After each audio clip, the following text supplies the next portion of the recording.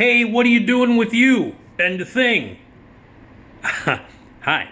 Hey, Nick Digilio, that's me. Thank you for checking out my YouTube channel. Subscribe. I do videos almost daily on my YouTube channel. I also do videos and some stuff for Patreon. And that's a great way to help me out. All the stuff that I do is DIY. Could use some help in keeping the content going and giving you exclusive content. So please donate to my Patreon page. It will help me very much, and I would really appreciate it. Patreon.com/NickDShow. Patreon.com/NickDShow.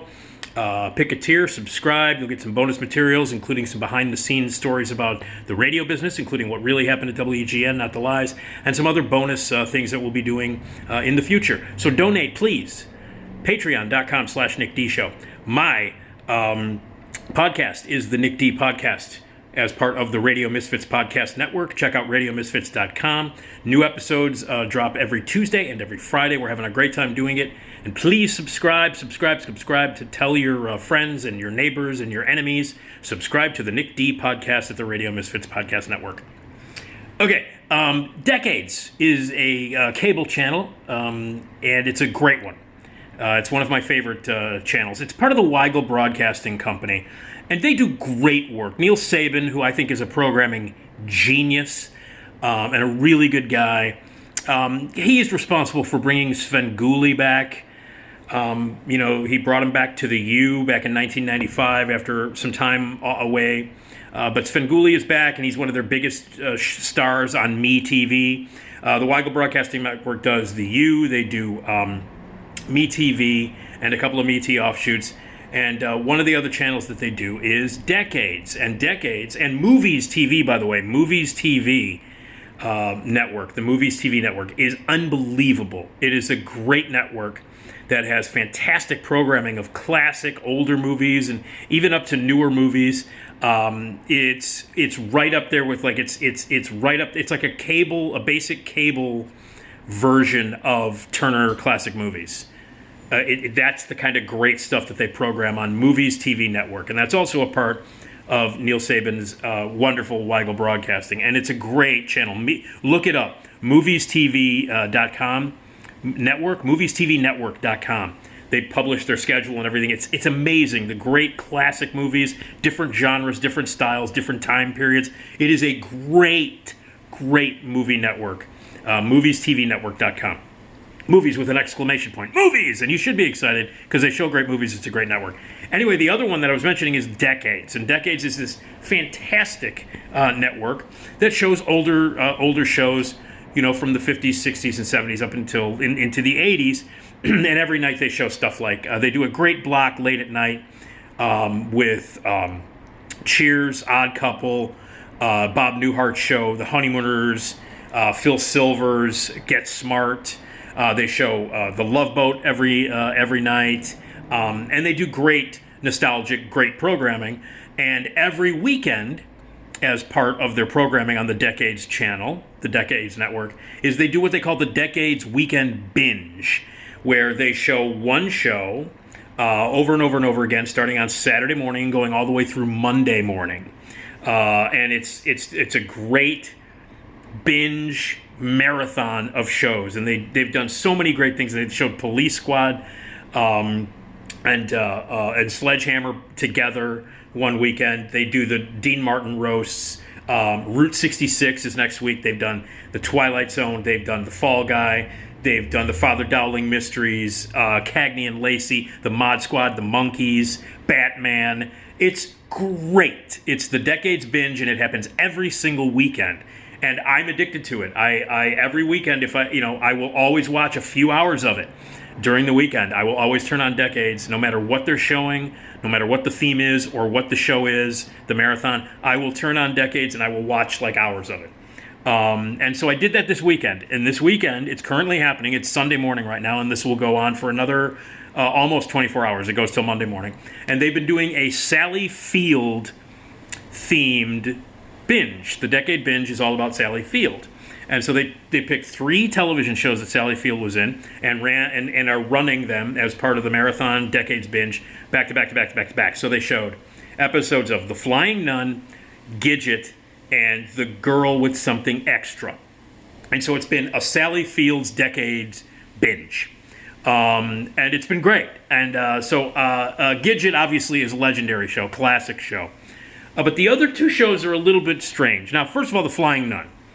And The Flying Nun is an incredibly weird show. It is. Let me get to that one in a second, because that's going to launch into what I'm talking about, which is 60s sitcoms. The weirdest time in television for the sitcom was the 60s, mid to late 60s. Just the craziest shit in the world was being put on television. Some of it was not very successful, but a lot of it was really successful. And if you go back and you look at certain shows in the 60s, they were fucking weird. But before that, the other show of the three that they're showing, as I mentioned, is The Girl with Something Extra. And this is a one-season sitcom from the early 70s, 1973. Sally Field is in it, and the plot is that she marries John Davidson. They get married, and then you find out that she has ESP. And then every week, there's something happening with her ESP, and it affects, and wackiness ensues. So she's got ESP, and that's the plot. And she and John Davidson play newlyweds, a young couple trying to work their way through a new marriage, but there's a complication. She can read his mind, and she's got ESP, and wackiness ensues. And it's a really weird show, and it's really bad. And it's got a bad. It's on film. It's not shot in front of a studio audience. And it's like a leftover from the weirdness of the 60s, but it's in the early 70s when the weirdness from the 60s carried over. And ESP was like a big thing at that time. And so the plot was that they just got married, but Sally Field has ESP. So they explore that a little bit. And it's got a terrible laugh track, like a lot of those late 60s movies or shows do. Awful laugh track. And it tries to be romantic and serious and kind of charming and funny, except that it's not very good. And the main guy behind it is also the creator of The Flying Nun. So besides putting Sally Field in a show about a nun that can fly, now she's a newlywed that can read minds, or specifically John Davidson's mind. And so I find the whole thing weird. Like John Davidson, to me, I know that he did act, but John Davidson to me is a bad TV host. Like, he's a real cheesy, gleaming, fake-teethed, dimple-having jagoff who hosted That's Incredible and for a while was the host of Hollywood Squares. And he is as generic and cheesy and Guy Smiley-like as you can possibly get. And yet he did act, but I did not know that he was in this show. And what I remember of the show is just the name. I don't remember any episode of it. I don't remember ever watching it. But The Girl with Something Extra. And it's terrible. And just like watching Sally Field be romantically involved with John Davidson was weird. And John Davidson is aggressively shirtless in this show. I don't want to see John Davidson being aggressively shirtless. John Davidson is the host of That's Incredible. He's a generic, teethy, toothy, smiley host of bad game shows and stupid sort of pseudo-reality shows. He's a jagoff, and I don't need to see him, with bad hair, aggressively shirtless. And there are other cameos. Terry Garr is on the show. Patty Deutsch shows up on it. It's an incredibly weird show called The Girl with Something Extra, and I've been watching it as part of the Decade's binge, and I just was fascinated by it. I couldn't turn it off for a while. I was just watching, and it's fucking terrible. It's a terrible show with a terrible laugh track, and it tried to take on issues like, having a baby out of wedlock, 1973, ooh, and little girls being tomboys, they shouldn't play football, and all this other stuff. And he played a defense attorney, and should people be defense attorneys? And meanwhile, Sally Field can tell the outcome of what his case is going to be, and whether or not this girl, she can psychically, use her ESP to see if this girl's going to get boyfriends, even though she's a little girl who likes to play football. It's shit like that with the ESP thing thrown in, because that was popular in the early 70s. And Sally Field is wearing half shirts in it because she was 25 when she made it. And so she's all sexy, and John Davidson is aggressively shirtless. And it's terrible. But it's weird, but it's not nearly as weird as The Flying Nun. The Flying Nun is one of the weirdest shows of all time. It's about a nun who can fly, and it takes place in Puerto Rico, at a convent, which is also a school for young children. And it's a fucking weird show. And I used to watch it when I was a kid religiously, and I had a crush on Sally Field, and it was a hugely popular show. But you go back and you look at some of the shows of the 60s, and you think, how in the fuck did this get made? How in God's name? The Flying Nun was on for 3 seasons in the late 60s. And this was at a time when they didn't do 12 episodes a season. It was 24. It was 30 episodes a season. So this was back when they did 24 or more episodes a season, and this thing lasted 3 seasons. And you think about it, and it goes, oh yeah, The Flying Nun, that was a popular show. But then you think, and you watch it, and you go, how in God's name did this get okayed? How did this pitch meeting happen? How? And how is it on for 3 seasons? Alejandro Rey is like the love interest to a nun, but they're not really a love interest, and wackiness, and she can fly. So anyway, The Flying Nun, but that's not exclusively the weirdest show from the 60s. Because if you look back at sitcoms from the 60s, which I'm doing here, the 60s were a weird time for sitcoms. Like a really fucking weird time. Some very weird and crazy and stupid shows not only got greenlit, but were successful. So let's look back. In addition to The Flying Nun being a certifiably insane show that was a huge hit that ran for 3 seasons, and if you go back and watch, and I just was like, oh yeah, The Flying Nun, I loved that when I was a kid. But now I'm thinking, what the fuck were we doing? Well, how in God's name would we watch a show about a nun that could fly? All right, My Mother the Car. Let's talk a little bit about that. Jerry Van Dyke, one of the worst TV shows of all time, his mother dies and becomes the car. And this show, I believe it lasted 1 season. It's notorious now as being one of the worst shows in the history of television. But again, 60s sitcoms are weird. They're weird. Like seriously, when I was watching The Flying Nun, I thought somebody dropped mescaline into my oatmeal. I was like, what the fuck is going... And that's how you feel when you watch some of these shows from the 60s. Not only is your first instinct to go, your first thought was like, how did this get made? Not only how did it get made, how did it become popular? And am I on acid watching a nun fly around or a car possessed by a dead mom? Okay, My Mother the Car. All right, let's see. Well, the Brady Bunch, from the 60s. Not, a terrible show, but not necessarily. Okay, here's one, Hogan's Heroes. Talked about this before. Who pitched the idea that that you should have a wacky comedy that's set on a POW camp, a Nazi POW camp? Who thought, hey, it'll be from the point of view, I got this idea, it's a wacky comedy that takes place, get this, it's a comedy, a sitcom, that takes place on a POW camp. Wait a minute, it gets better. During World War II, wait a minute, it's not just a POW camp, it's a Nazi POW camp. Isn't that hilarious? And it got okayed. Obviously, it's a hugely popular show. Bob Crane launched his career. Richard Dawson was on it, and it's just and it's a classic sitcom. But again, how in God's name did that get okayed? And how did we all think, this is that hilarious POW Nazi, not a concentration camp, POW camp, wacky comedy, yet hugely popular. 60s, acid, everybody loaded, not giving a shit. How about this one? Now, this is one that I need to find. I've heard about it, I've never seen it. It's called The Ugliest Girl in Town. Now, this show barely lasted 1 season, and it was in the late 60s. And this is the idea of the show. The guy who created this show evidently was drunk or high and woke up and was trying to find something to read. He was all fucked up and he was trying to find something to read.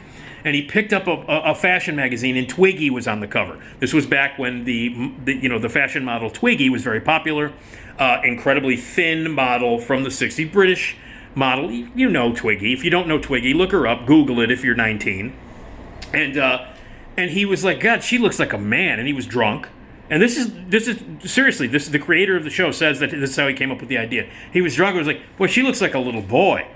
People find her sexy. So he came up with this idea. And the idea was to make a sitcom about a young man who is in London and is mistaken as a model. and it was played by Peter Kastner, who was a Canadian actor. And the idea was, it took place in London during the mod 60s, and the idea was he would pretend to be a hot, Twiggy-like fashion model, and he was in love with a model and wanted to, it was kind of like Bosom Buddies, but before Bosom Buddies, but it was called The Ugliest Girl in Town, and evidently it's one of the most offensive shows in the history of television, like incredibly misogynistic and incredibly unfunny, and just the premise itself is ridiculous. Guy pretends to be Twiggy in the 60s, in the mod 60s. The Ugliest Girl in Town. 60s sitcom. Okay. Phyllis Diller had a sitcom in the 60s, and it was called The Pruitts of Southampton. And it never really worked. It was a family sitcom with Phyllis Diller, and the premise was sort of like your basic sitcom, but it was Phyllis Diller. So it was her doing bad jokes and ha ha ha ha. And I don't know if she mentioned, I don't know if her husband's name was Fang or not.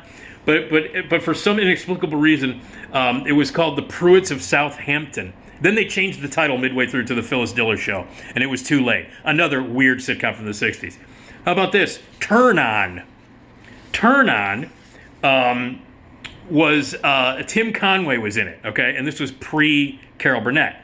And the idea was that it was like a superhero movie, and it was like a superhero show, but it was also like a version of Laugh-In. So, but like they did, like one of his recurring characters was this superhero, but it was called Turn On. So Laugh-In, it was like Tim Conway's answer to Laugh-In, and it was weird. And the writers, none of the writers really went on to do anything as opposed to Laugh-In. And Laugh-In was bad enough. Laugh-In's a terrible show. If you go back and watch Laugh-In, it's unbelievably not funny and incredibly dated. And again, this Laugh-In was a show that was completely inspired by a lot of writers, actors, and producers taking a lot of fucking drugs and getting screwed up and high, and then filming a terrible TV show. Well, imagine Laugh-In, only less funny. And that's Turn On, with a recurring superhero thing. Rango was a wacky comedy Western show. And by the time this show came on, the Western genre that was so popular in the 50s and the early 60s with Gunsmoke Bonanza, The Rifleman, so many other, Rawhide, so many Western shows that were popular. Well, Rango was like supposed to be this wacky parody of Western shows, only they weren't popular anymore, and the show died. Rango. All right, here's another weird one that was incredibly popular. Who thought My Favorite Martian was a good idea? Bill Bixby, Ray Walston, wacky, wacky comedy about a Martian whose antennae pop up and go into his head. So My Favorite Martian, we watched it. I watched it when I was a kid. You watch it now, you go, what kind of drugs were being taken by the people who not only created it, by the network, but also by the network geniuses who gave this show the okay.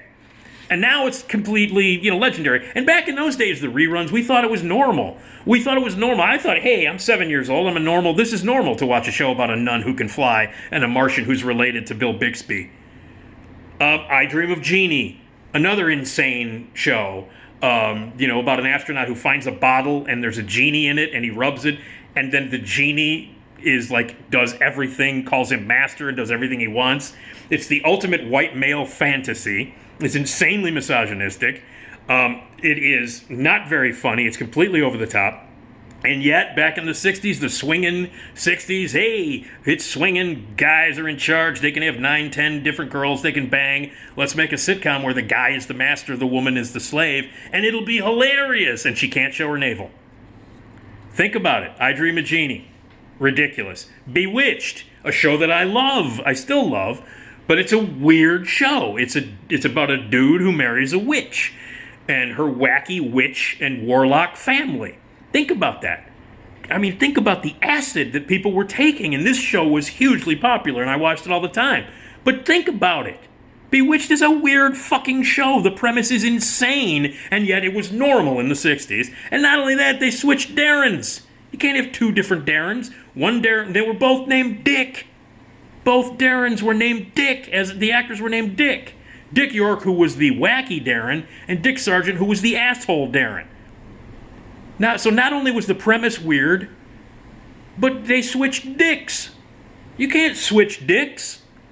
One dick. at a time, not two. You can't switch dicks.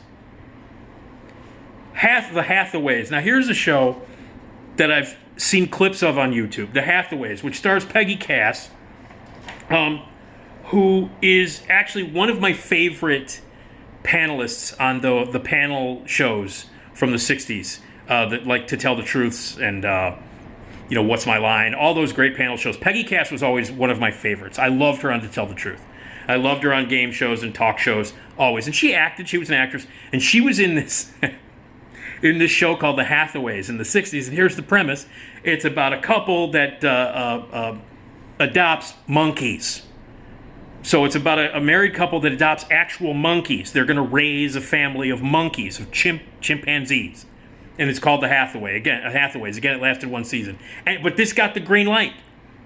Peggy Cass will start. I got an idea. Peggy Cass will be a married woman and her husband, and they will raise monkeys. And this is a sitcom that got an okay because it was the 60s, and everybody was fucked up. The Hathaways, Peggy Cass. Gilligan's Island, another Sherwood Schwartz. Sherwood Schwartz is responsible for a lot of ridiculous shows that were not only popular, that because he had so much, pull, any idea they came up with, even the stupidest, most asinine and, asinine ideas, he got okayed. They became successes. Gilligan's Island is another one. A completely ridiculous show that, of course, And then the hillbilly shows, the big country western shows of the 60s. CBS became the country broadcasting network for a while because they had the Beverly Hillbillies, which again is a weird show. You just watch that show. It's a bunch of hillbillies. They move into a big mansion in Beverly Hills, but they act like they're still in the middle of the, forest or in the hills. At Green Acres, which is the opposite of that. It's like these rich Manhattanites move to a wacky, farm country, where wacky characters, and talking pigs and wacky pigs live. That show, by the way, is brilliant. Actually, Green Acres, and then Petticoat Junction was another one. So those weird country shows, those were weird. Those were just weird shows, and we think that they're normal now, but they're weird. Okay, let's get to it. Let's talk about it, shall we? Fucking Mr. Ed. Mr. Ed. Someone went into an executive's office at a network and said, I got an idea. It's about this single guy, and he's got a horse, but the fucking horse talks. Let's do that. We had a car that was possessed by someone's mother.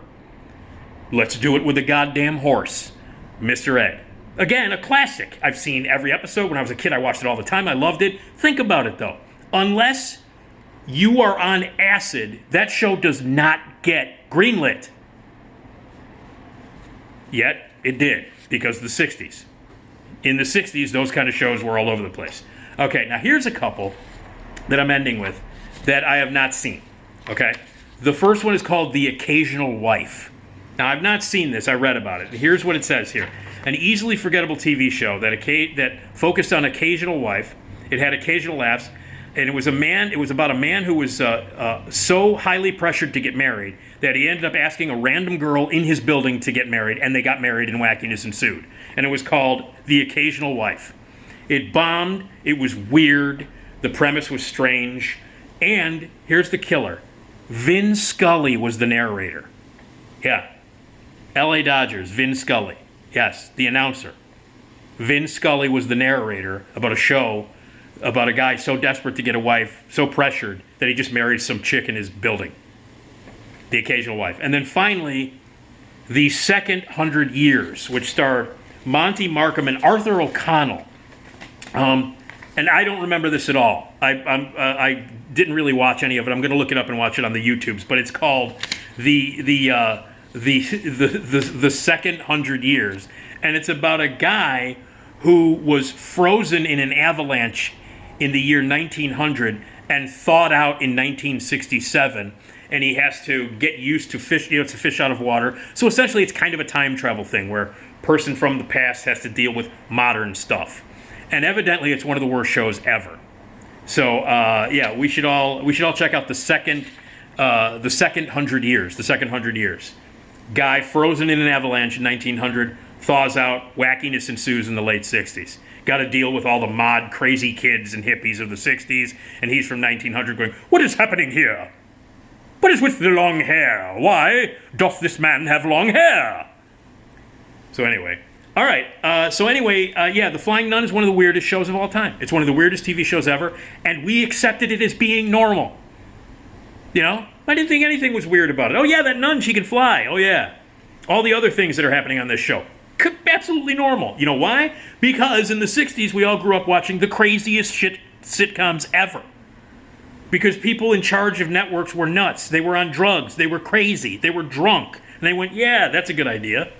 The 60s sitcoms were the weirdest sitcoms of all time. And so, yeah.